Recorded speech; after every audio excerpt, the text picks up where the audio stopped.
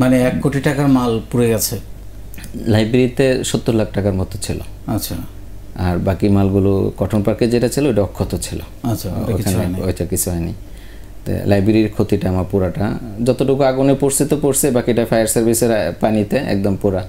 মানে কি পরিমাণ মাল নষ্ট হয়েছে স্যার, যে 6 টাকা কেজিতে আমি পুরার পরে, নষ্ট হওয়ার পরে 36,000 টাকার পুরান মাল বিক্রি করছে। তার আগে একটু রায়হানুর রহমান ভাইয়ের কাছে যেতে চাই। আপনার শুরুটা একটু যদি বলেন। আপনি, আমি যতদূর জানি, ব্যবসা করছেন অনেক দিন ধরে, এর মধ্যে কিছু বিপর্যয় ঘটেছে জীবনে, একটু শুরু থেকে যদি বলেন। স্যার কৃতজ্ঞতা আমাকে আমার মতো অসাধারণকে আপনার সামনে তোলার জন্য। খুব সাধারণ মানুষ আমি, আপনার মতো মহান ব্যক্তির সামনে এসে কথা বলতে পারবো সেটা আমার একটা স্বপ্ন ছিল, কিন্তু এত দ্রুত বাস্তবায়ন হবে সেটার জন্য সত্যি আপনার প্রতি কৃতজ্ঞ, মহান সৃষ্টিকর্তার প্রতি কৃতজ্ঞতা। আমি, আমার বংশগতভাবে আমার জন্ম হলো একটা ধার্মিক পরিবারে। আমি মাদ্রাসায় লেখাপড়া করেছি। মাদ্রাসায় লেখাপড়া শেষ করে মাদ্রাসায় থাকা অবস্থায় আমার মা বলতো যে অন্য কোনো ব্যবসা করবে, কাজ করবে, পাশাপাশি মাদ্রাসায় পড়াবে, মানে মাদ্রাসার উপরে নির্ভরশীল হবে না। সে একটা মাথায় কাজ করতো। তা লেখাপড়া শেষ করার পরে কাজ শেখার জন্য বা জীবিকা নির্বাহের জন্য বাংলা বাজার একটা পাবলিশার্সের মধ্যে সংযুক্ত হয়, খুব সীমিত বেতনে, মাত্র 2,500 টাকা বেতনে, যে বেতন দিয়ে আমার ব্যক্তি খরচটুকু আমার চলা সম্ভব ছিল না 2006-এর শেষ নাগাদ। ওকে। পরে এভাবে চলতে থাকলাম। 3 মাস পরে আমার মালিক আমাকে 1,500 টাকা বেতন বাড়ায় দিল। তার 3-4 মাস পরে আমাকে আবার প্রতি জেলায় মার্কেটিংয়ের জন্য মার্কেটিং ম্যানেজার পদে নিয়োগ দিল। তো ওই 5 মাস বা 6 মাস যে সময় প্রাথমিক গেছে, ওইটা ছিল আমার জীবনের অনেক কঠিন সময়। যে ওই সময়টুকু ধৈর্যের সাথে ঢাকা থাকা, এটা লাইফের অনেক বড় একটা চ্যালেঞ্জ। তারপর যখন মার্কেটিংয়ে কাজ শুরু করলাম, মার্কেটিংয়ে কাজের পুরা খরচ আলহামদুলিল্লাহ মালিক বহন করতো। তো আমি যে বেতন পাইতাম এক প্রকারে এটা বোনাস হিসাবে থেকে যেত। পাশাপাশি আমি আবার আমার ভাইয়ার বাসায় থাকতাম।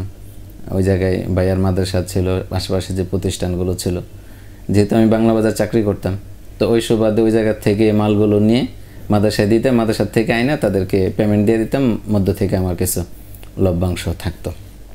তো এইভাবে একটা ব্যবসার মন মানসিকতা গড়ে ওঠে। কোম্পানির ট্যুরেই আমার নরসিংদী থেকে সিলেট পর্যন্ত আমার ট্যুর। তো প্রথমেই নিজের জেলা নরসিংদী থেকে শুরু করলাম। গেলাম, গিয়ে দেখি যে ওই জায়গায় একটা লাইব্রেরি আছে প্রতিষ্ঠান, ওইটা পুরাতন 2001-এর, এটা সেল করে দেবে।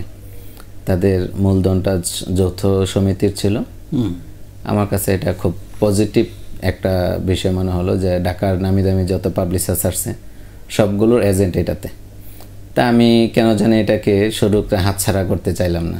আমি ট্যুর শেষ করে এসে আমার বড় বোনকে, বড় 2 বোনকে বললাম যে এই পরিস্থিতি। আমার বড় বোন আমাকে এতটাই সাহস দিল যে শুরু কর, জীবন তো মাত্র শুরু, হয় সফল হবে, না হয় সারা জীবন এগুলো ঋণ বোঝা শোধ করবে। তো একটা, এই যে একটা শক্তি, এটা আমাকে খুব বেশি সাহস দিয়েছে। শুরু করলাম, যে মালিককে বললাম যে হুজুর আমি তো 2 মাস পরে এখান থেকে, উনি চলে যেতে চাচ্ছে। তো উনি বারবার বলতেছে কেন? আমি বললাম যে নিজে কিছু করতে চাই। পরে বললো যদি নিজে কিছু করেন তাহলে আমি আপনাকে সহযোগিতা করব যতটুকু লাগে, আর যদি আপনি অন্য কোথাও যান তাহলে আমার এখানে থাকবেন, আপনার সুযোগ সুবিধা যা দেওয়া লাগে আমি দেবো, কিন্তু অন্য কোথাও যাবেন না। আমি বললাম না হুজুর আমি করব। এবং আমার খেয়াল আছে আমি রোজার মাসে চাকরিটা ছেড়েছিলাম। হুজুর আমাকে মোটামুটি বোনাসের পাশাপাশি আরও কিছু টাকা দিছে যে এটা দিয়ে আপনি আপনার ব্যবসাতে এটা লাগান, এবং ওনার প্রতিষ্ঠান থেকে আমাকে মোটামুটি ভালো একটা চালান সহ আমাকে দিয়েছে। আমার মূলধন বলতে কিছুই ছিল না, শূন্য, একবারে মানে ঢাকা শহর ঢোকাটাই শূন্যতে। এরপরে আলহামদুলিল্লাহ এভাবে যখন নাকি শুরু করলাম, ওই সময় আমার বেতনের টাকা এবং সর্বশেষ যে টাকা পেয়েছে এগুলো মিলে হয়তো আমার 30 বা সামথিং প্লাস কিছু টাকা আমার হাতে ছিল। তো বাংলা বাজার যাদের সাথে বন্ধুত্ব ছিল, যাদের সাথে চলাফেরা করতাম, সবাই আমাকে যথেষ্ট পরিমাণ সহযোগিতা করছে। এবং যে লাইব্রেরিটা নরসিংদীতে আগে ছিল, ওনাদের সাথে আমি কন্ট্যাক্ট করলাম, আপনারা এই প্রতিষ্ঠান আমি নেব, বাকি চুক্তি হলে এতটুকু আপনাদের মালগুলো আমি সেল করে টাকাটা দেব।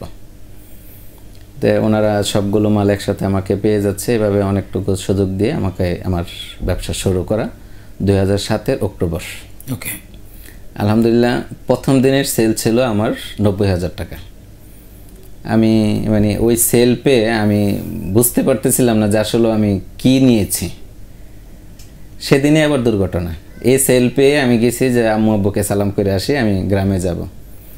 রাত্রে 10:30টায় বের হলাম, আমি বাসে গিয়ে নেমে আমি বাড়িতে যাওয়ার মাঝখানে আমার ডাকাত ধরেছে। ওহো।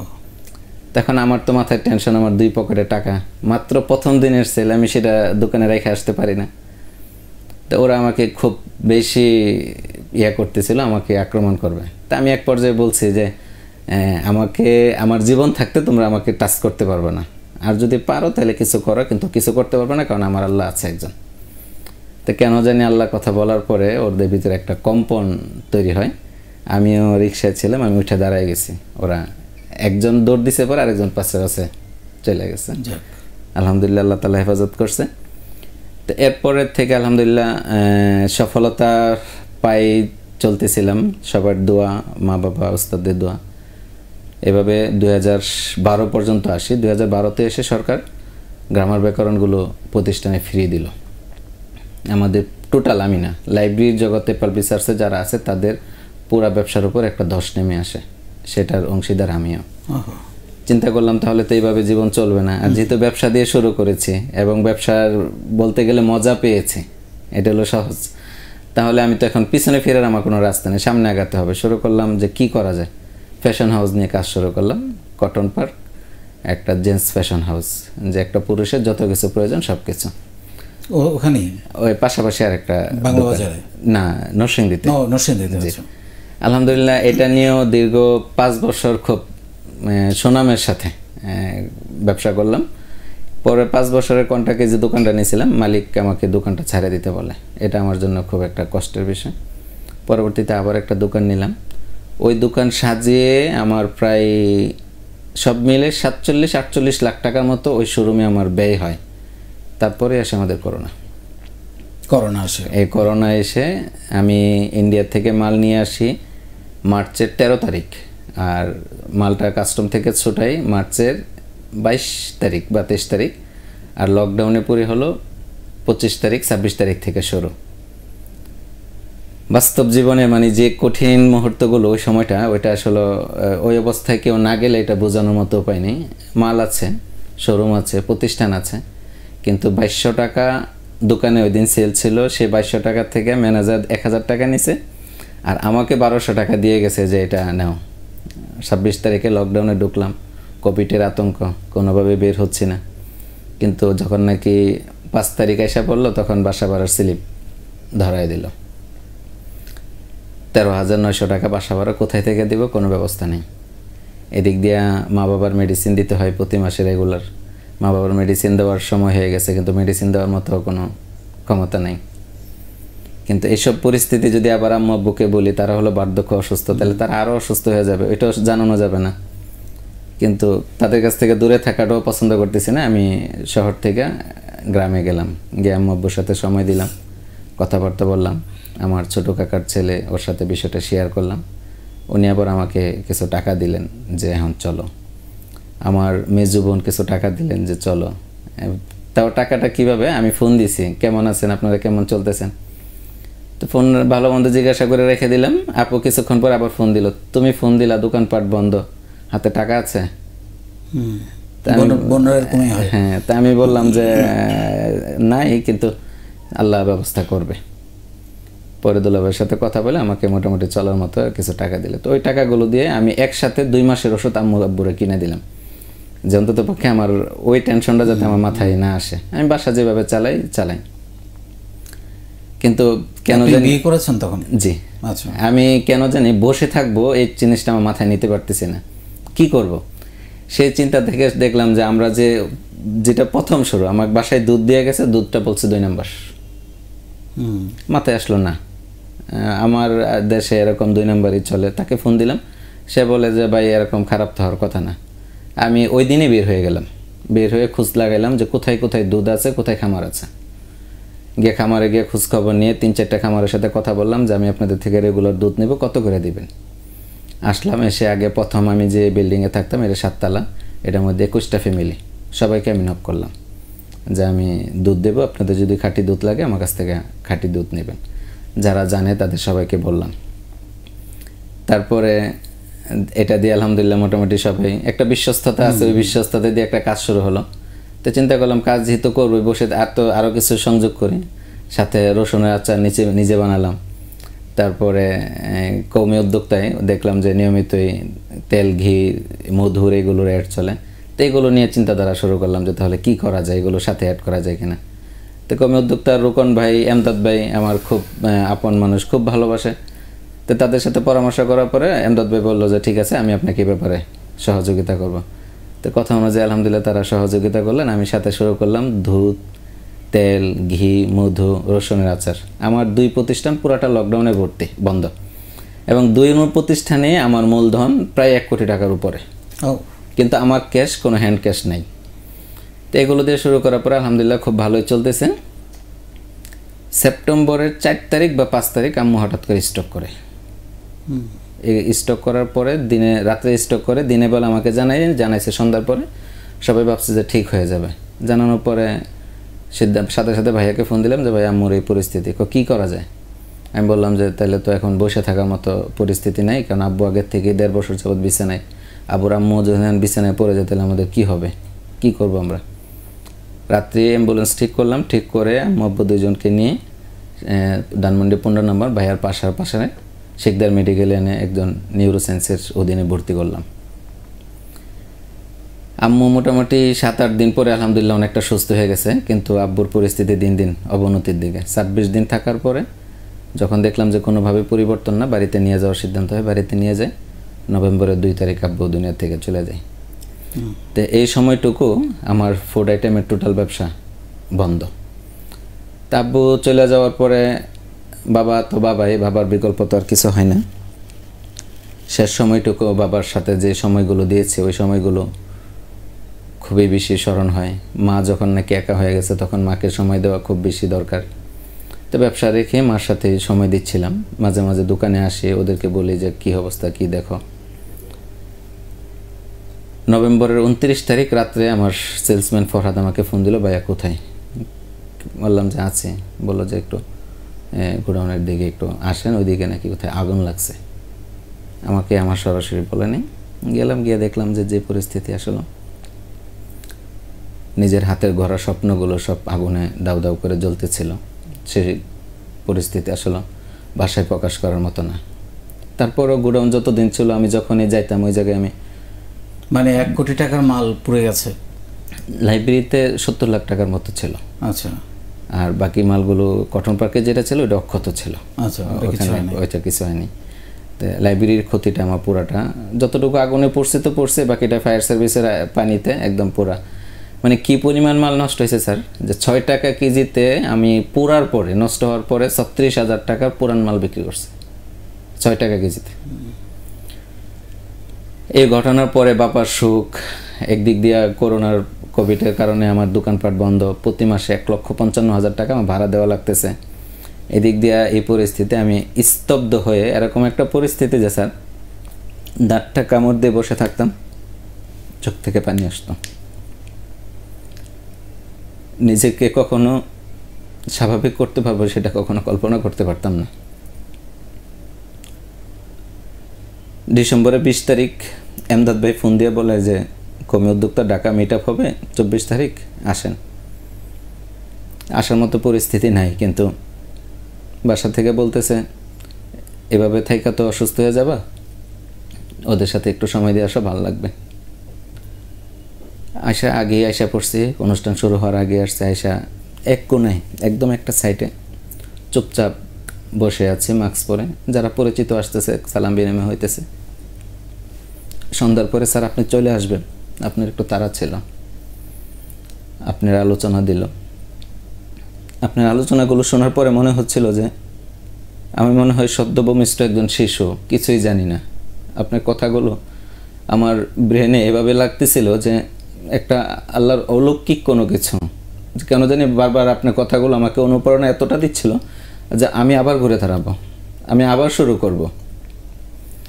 সেই কথাগুলো আমাকে এতটাই উজ্জীবিত করে, যা আমি এখনও যখনই ফিল করি তখন আমার বারবার আমার সেই এক বাক্যে আমার 24শে ডিসেম্বর এই কথাটা এবং আপনার দৃশ্যটা আমার চোখে ভেসে ওঠে।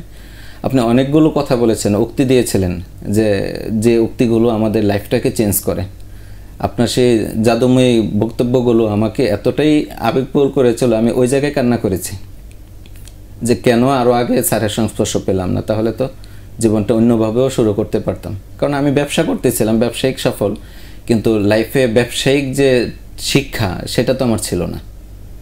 নিজে শিখে যে কাজটা করা সেটা, কিন্তু অনুপ্রেরণা দেওয়ার মতো, কেউ সাপোর্ট করার মতো বা কোনো অভিভাবক আমাকে ইয়া করবে সে কাউকে আমি পাইনি।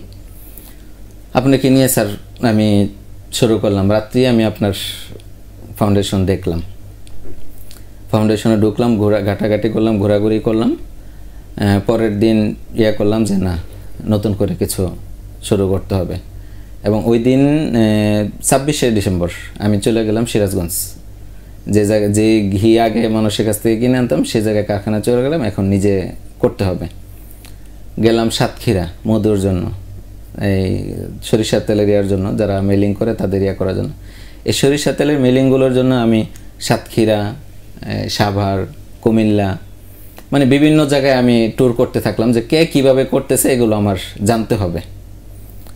এর ভিতরে আমি তো ভাবছি যে নিবন্ধন যে করতে হয় সেটা আমি জানি না। আমি জানি যে ফাউন্ডেশনে সম্পৃক্ত হয়েছি তো হয়েছি, আর তো কিছু না। এখন আমার চাচাতো বড় ভাই কোভিডে আক্রান্ত, ভাইয়াকে নিয়ে হাসপাতালে আসতে হবে। ওই দিন আমাদের 15তম ব্যাচের প্রথম দিন। আমি আপনার প্রথম ইয়াটা পরে আমি কমেন্টস করছি। কমেন্টস করার পরে চিটাগাঙ্গের সিরিন সুলতান আপু বলল, নিবন্ধন করেছেন? তা আমি জিজ্ঞাসা করলাম, নিবন্ধন করতে হয়? যে কীভাবে করতে হবে? তো আপনি আমাকে আপনার এই তথ্যগুলো আমাকে দেন। দিলাম। দেওয়ার পরে আপু আবার আমাকে আমাদের নরসিংদীর কামরুন নাহার মমিতা আপুর লিঙ্ক দিলেন যে উনি আপনাকে অ্যাড করে দিবে, মেসেঞ্জার অ্যাড করে দেবে। মেসেঞ্জার অ্যাড হলাম, আমি ভাইয়াকে নিয়ে হাসপাতাল। আপু প্রথম দিনে আমাকে মেসেজ দিল যে আপনি এই সেশন চর্চায় আসেন। তাই আমি বললাম যে আপু আমি তো ঢাকা মেডিকেলে আমার ভাইয়াকে নিয়ে হাসপাতালে আছি, তো আজকে হয়তো পারবো না, আমি দেখতেছি। আচ্ছা ঠিক আছে। আপুর এই অ্যাড করে দেওয়ার পরে এসে দেখলাম যে আমাদের মুস্তাক আহমদ মিদা ভাই, আমার শ্রদ্ধেয় বড় ভাই, আমার মাদ্রাসা লাইফের আমার সিনিয়র ছিলেন। ভাইয়াকে পেয়ে কেমন জানি আমার কাছে মনে হলো যে আমি এমন একটা পরিবারে ঢুকছি যে আমার এটা পিছনের একটা সময় ছিল, একটা পরিবার। তাই আলহামদুলিল্লাহ সম্পৃক্ত হলাম। তা আমার তো স্যার আপনি যে কথাগুলো বলেছেন সেগুলো আমাকে খুব ঘুমাইতে দিচ্ছে না, আমাকে স্থিরভাবে কোথাও বসতে দিচ্ছে না। বাড়িতে গিয়ে বললাম যে আমি মেল করব। সবাই এক বাক্যে বলে যে হাত শূন্য, তুই মেল করবে কি দিয়ে? আমি বললাম করব। আমি একটা শেড ভাড়া পাইছি, ওইটাতে ইলেকট্রিক লাইন সব কিছু আছে, আমি শুরু করলে আমি পারবো। দ্বিতীয় আপু আমাকে খুব বেশি আদর করে। আপুর বিয়ে আর আমার জন্ম একসাথে। আপুকে বললাম যে আপু এরকম করবো। কীভাবে করবে? আমি কইছি আমাকে কিছুটা সহযোগিতা করেন। আপুর মেয়ের জামাই মৌলানা শফিক, ওনাকে মেসেজ করলাম, আমি ম্যালেরিয়া করতেছি, আমাকে 3 লাখ টাকা দিতে হবে। কোথায় থেকে দেবেন জানি না, এটাই ছিল ভাষা, যে কোথায় থেকে দেবেন জানি না কিন্তু টাকা লাগবে। উনি আপুর সাথে লজ্জা পায়, উনি আপুর সাথে কথা বলে আমাকে 1 লাখ টাকা আমার অ্যাকাউন্টে পাঠিয়ে দিছে। ছোট আপুর কাছে বললাম যে আপু এই ঘটনা, আমি তো মেল করব, তা আমার এখন টাকা লাগবে, আমি তো কিছু করতে হবে, আমি যেভাবে চলতেছি সেভাবে তো আমার চলবে না। আপু বললো তো আমার কাছে তো করার মতো কিছু নাই, তোমার ভাগ্নির 70,000 টাকা আছে, এই টাকাটা নিতে পারো, কিন্তু দিয়ে দিতে হবে অল্প সময়ের জন্য। ওরা বাসা আপনার ডেলিভারি আমি ঠিক আছে দেন, আমার বিশ্বাস হলো যে হবে। তা আপু আবার তাই বললাম যে তাহলে 30,000 মিলিয়ে দেন, 1 লাখ দেন। এই দুইজনের কাছ থেকে 1 লাখ 2 লাখ টাকা নিয়ে আমি মেইলের প্রথম শেড ভাড়া করে যে মাল সামানাগুলো ছিল এগুলো রাখি। এইখান থেকে আবার শুনবো আপনার কাছ থেকে। আমি একটু